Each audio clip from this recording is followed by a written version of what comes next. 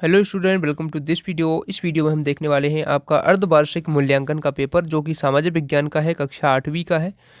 यहाँ पर ध्यान दीजिए कि सामाजिक विज्ञान हिंदी माध्यम के लिए है और जो 16 नवंबर को जो पेपर आने वाला है आपका, बिल्कुल रियल पेपर है और सभी प्रश्नों के उत्तर इस वीडियो में हम देखने वाले हैं। यानी कि 1 से लेकर 22 तक के सभी प्रश्न एक ही वीडियो में हम कवर करेंगे। तो आप लोग वीडियो को अभी से लाइक कर दीजिए, चैनल पर नए हैं तो सब्सक्राइब कर लीजिए।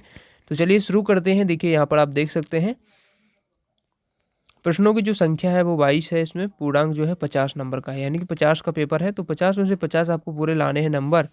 तो पूरी वीडियो को देखना और जितने प्रश्न बताए जा रहे हैं तो पूरे प्रश्नों को कर लेना, ठीक है, क्योंकि आपके यही प्रश्न आपके रहने वाले हैं और यही आपके पेपर में आने वाले हैं। देखिए यहाँ से कार्य प्रारंभ करें और ये निर्देश हैं, इनको पढ़ लेना आप।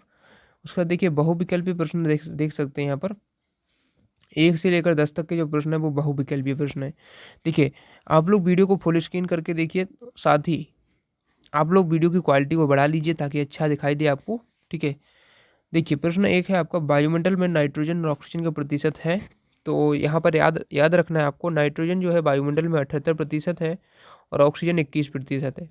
तो दोनों का हमें क्रमशः बताना है, तो 78 और 21 आंसर हो जाएगा। तो इसमें बी वाला ऑप्शन सही हो जाएगा, 78 और 21%। नाइट्रोजन कितनी है? 78 है, ऑक्सीजन 21 है, ठीक है ना। चलिए अगला प्रश्न क्या हो जाता है, अगला है उष्णकटिबंधीय सदाबहार वनों में पाया जाता है। तो दुबरी, भालू, तेंदुआ, जिराफ ये तो पाए नहीं जाते हैं। तो इसमें जो पाया जाता है वो हो जाएगा एनाकोंडा। ए वाला ऑप्शन सही हो जाएगा, एनाकोंडा आंसर हो जाएगा।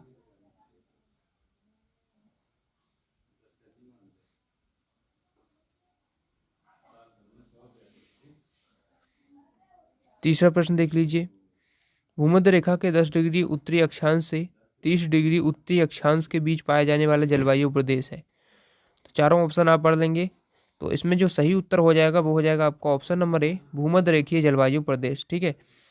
तो इसमें भूमध्य रेखीय जलवायु प्रदेश कर लेंगे। अगला प्रश्न देखते हैं। इसमें पूछा गया है दिल्ली सल्तनत काल के राजवंशों में शामिल नहीं था। तो पल्लव वंश नहीं था। इसमें डी ऑप्शन करेक्ट आंसर हो जाएगा। चलिए अगला प्रश्न देख लेते हैं। पांचवा क्वेश्चन कह रहा है कि भीली, कोली और काटकारीस जनजाति भारत के किस भाग में निवास करती हैं। तो सही उत्तर है आपका इसमें पूर्वी। तो इसमें ए वाला ऑप्शन जो है करेक्ट हो जाएगा, पूर्वी भाग में निवास करती हैं, ठीक है। तो इसमें पूर्वी भाग आप लिख लेंगे। अगला देखते हैं, विधानसभा के सदस्यों को क्या कहते हैं। तो विधायक कहते हैं, और विधायक ये वाला फर्स्ट वाला, ठीक है। सातवां प्रश्न है, अमृता शेरगिल और कल्पना चावला का संबंध किस उपलब्धि से है। तो अमृता शेरगिल पेंटर थी और कल्पना चावला जो है अंतरिक्ष यात्री थी, ठीक है। उसके बाद अगला प्रश्न देख लेते हैं। इसमें क्या पूछ रहा है, इसमें पूछ रहा है कि आपको अपने घर का फर्नीचर व मोटरसाइकिल बेचना है, आप किस प्रकार के विज्ञापन का इस्तेमाल करेंगे।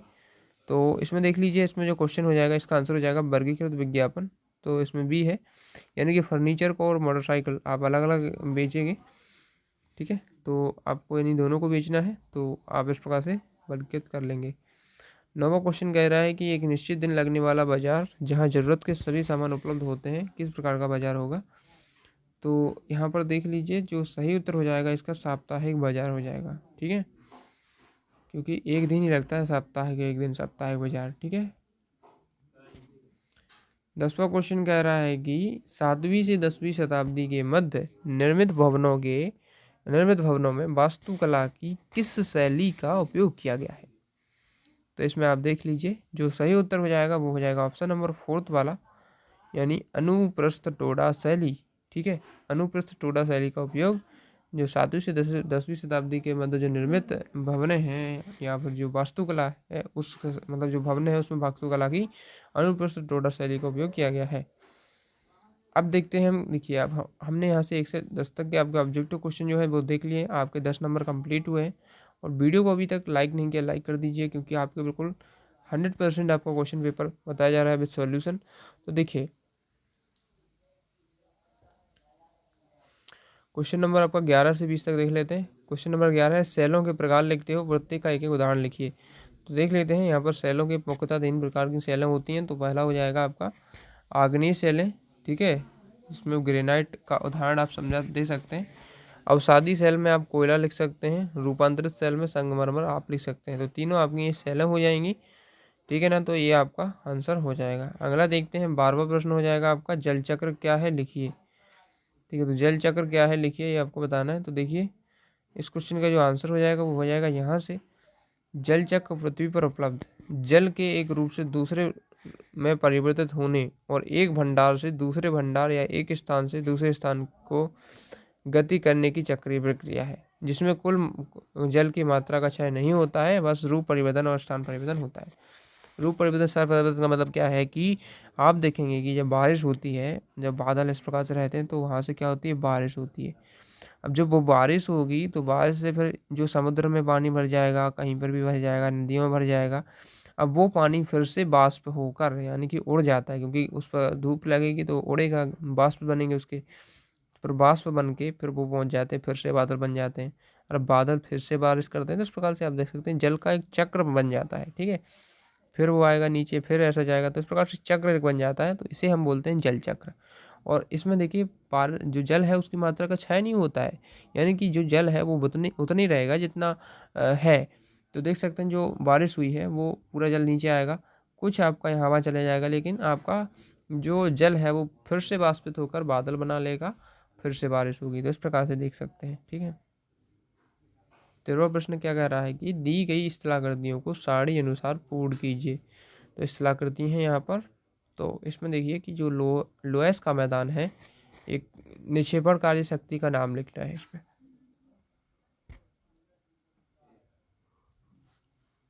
तो पवन के साथ मिली धूल इसका आंसर हो जाएगा। ठीक है, डेल्टा में क्या हो जाएगा, नदियों द्वारा लाई गई गाद। ठीक है, तो नदियों द्वारा लाई गई गाद से डेल्टा का निर्माण हो जाता है। अब यहाँ पर अगला प्रश्न जो हो जाएगा, बालू का टिब्बा ये कैसे बनता है, ये बनता है चट्टाने टूट फूट कर। ठीक है, तो तीनों आप इस प्रकार से कर लेंगे, तीनों आंसर। ठीक है, अब देखते हैं यहाँ पर अगला क्वेश्चन कह रहा है कि 8वीं से 18वीं शताब्दी के बीच राजाओं द्वारा किन दो तरह की इमारतों का निर्माण किया गया लिखिए। 3 अंक के लिए प्रश्न है। तो यहाँ पर देखिए 8वीं से 18वीं यहाँ पर। ठीक है, तो 8वीं से 18वीं शताब्दी के बीच राजाओं तथा उनके अधिकारियों ने 2 तरह की इमारतों का निर्माण किया। पहली तरह की इमारत में सुरक्षित संरक्षित जगह और दूसरी इमारतों में आराम विराम की भव्य जगह जैसे कि किले, महल और तथा मकबरे थे। तो इस प्रकार से हो जाएगा। 15वां प्रश्न है, दिल्ली सल्तनत काल की 3 प्रमुख विशेषताएं लिखिए। तो इस प्रकार से आप लिख सकते हैं तीनों विशेषताएं। इस काल के राजाओं का साम्राज्य पूरे भारत तक फैला था। दिल्ली सल्तनत काल भारतीय इस्लामिक वास्तुकला के उदय का काल था। कुतुबुद्दीन ऐबक इस काल का पहला सुल्तान बना। उसके बाद देखिए 16वां क्वेश्चन देख लीजिए, जनजातीय समाज के जीविकोपार्जन के क्या क्या साधन थे, कोई 3 लिखिए। तो जनजातीय समाज जो होता है उसके जीविकोपार्जन यानी वो जीवित अपना जो है अपना कैसे चलाते हैं, अपनी कैसे जीवित रहते हैं, क्या क्या चीज़ें से। तो देख सकते हैं जनजातीय समाज का जीवन यापन करने हेतु वो कृषि करते हैं, शिकार करते हैं और फलों का व्यापार उनके प्रमुख साधन थे, जिससे भी आय प्राप्त करते हैं, अपने जीवन का निर्वाह करते थे। 17वां प्रश्न कह रहा है कि लोकतंत्र में समानता को स्थापित करने के लिए संविधान में किए गए कोई 3 प्रावधान लिखिए। लोकतंत्र में समानता स्थापित करने के लिए संविधान के प्रावधान आप देख सकते हैं। विधि के समक्ष समानता है, दूसरा है लोक नियोजन के विषय में अवसर की समानता, तीसरा है छुआछूत या अस्पृश्यता का अंत। ठीक है, तो 3 ये हो जाएंगे। अगला देखते हैं 18वां प्रश्न क्या कह रहा है कि विधायक बनने के लिए आवश्यक अर्हताएं लिखिए। अर्हताएं का मतलब है योग्यताएं। ठीक है, अर्हताएं यानी योग्यताएं। तो विधायक जो बनता है ना, तो वो तो सबसे पहले एक तो कि भारत का नागरिक होना चाहिए। तो उम्मीदवार को भारत का नागरिक होना चाहिए। ठीक है, किसी दूसरे देश का नहीं चलेगा, वो भारत ही का होना चाहिए नागरिक। उम्मीदवार की आयु 25 वर्ष या उससे अधिक होना चाहिए। ठीक है, तो 25 वर्ष तक आयु जिसकी होती है वो विधायक का जो है उम्मीदवार बन सकता है, और विधायक भी। देखिए तीसरा है उम्मीदवार को भारत सरकार के तहत किसी भी लाभ पद पर नहीं होना चाहिए, यानी कि भारत सरकार के सरकारी पद पर किसी भी पर नहीं होना चाहिए। इस प्रकार से हो जाएगा। उसके बाद 19वां प्रश्न देख लीजिए, लोकतंत्र में जनसंचार माध्यम की भूमिका लिखिए। तो जनसंचार माध्यम की लोकतंत्र में भूमिका इस प्रकार से हो जाएगी। जनसंचार माध्यम की भूमिका देख लीजिए। लोकतंत्र में संचार माध्यम की भूमिका बहुत महत्वपूर्ण है। बदलते बिगड़ते हालात को समाज को सचेत करने और सरकार पर अंकुश लगाने के लिए वर्तमान में संचार माध्यमों का स्थान सर्वोपरि है। 20वां प्रश्न देख लीजिए। साप्ताहिक बाजार मोहल्ला दुकान में अंतर लिखना है। तो तीनों अंतर आप देख सकते हैं। साप्ताहिक बाजार एक दिन लगते हैं, जबकि मोहल्ला दुकान सभी दिन खुलती है। साप्ताहिक बाजार की वस्तु की कीमत निश्चित होती है, और निश्चित नहीं होती, जबकि जो मोहल्ले दुकान है उनकी वस्तुओं की जो कीमत है वो निश्चित होती है। साप्ताहिक बाजार में मोल भाव चलता है, लेकिन मोहल्ले की दुकान में नहीं चलता है। जितना है उतना ही, जितना उन्होंने कहा उतना वो मूल्य लेते हैं। अब देखिए हमारा 21वां प्रश्न है, प्राकृतिक आपदा किसे कहते हैं? आपदा आने पर अपना बचाव किस प्रकार करें? तो इस प्रकार से देख सकते हैं, प्राकृतिक आपदा पर्यावरण असंतुलन या पृथ्वी की आंतरिक हलचल जब भयानक रूप ले लेती है तो इसे प्राकृतिक आपदा कहा जाता है। बाढ़, भूकंप, तूफान, सुनामी, ज्वालामुखी, हिमस्खलन, भूस्खलन आदि घटनाओं को प्राकृतिक आपदा कहा जाता है। आपदा जैसे भूकंप के समय आपकी सबसे बढ़िया प्रतिक्रिया होगी कि यहाँ उस जगह से चले जाएं जहाँ पर मतलब कोई भी बड़ी इमारत है, ये सब ठीक है। इस प्रकार से इसको लिख सकते हैं। अब देखिए अंतिम प्रश्न देख लेते हैं। अंतिम प्रश्न है 22वां। हमारा क्या कह रहा है कि समानता से क्या आशा है? सरकार द्वारा चलाई गई जा रही किसी एक योजना का वर्णन कीजिए। तो समानता का अर्थ है किसी समाज की उस स्थिति से जिसमें उस समाज के सभी लोग समान अधिकार या प्रतिष्ठा रखते हैं। और सरकार की योजना आप समझा सकते हैं प्रधानमंत्री आवास योजना। तो इस प्रकार से आपका पूरा पेपर 1 से लेकर 22 तक सभी प्रश्न हो जाते हैं। तो चलिए यहाँ पर हम वीडियो को समाप्त करते हैं, और वीडियो पसंद आया तो वीडियो को लाइक, क्योंकि हमने 1 से लेकर 22 तक सभी प्रश्न आपको कंप्लीट करा दिए हैं। इनको कंप्लीट करके जाइएगा, आपका पेपर डेफिनेटली अच्छे जाने वाला है। तो थैंक्स फॉर वॉचिंग, मिलते हैं अगले वीडियो में, और वीडियो पसंद आए तो लाइक ज़रूर करना।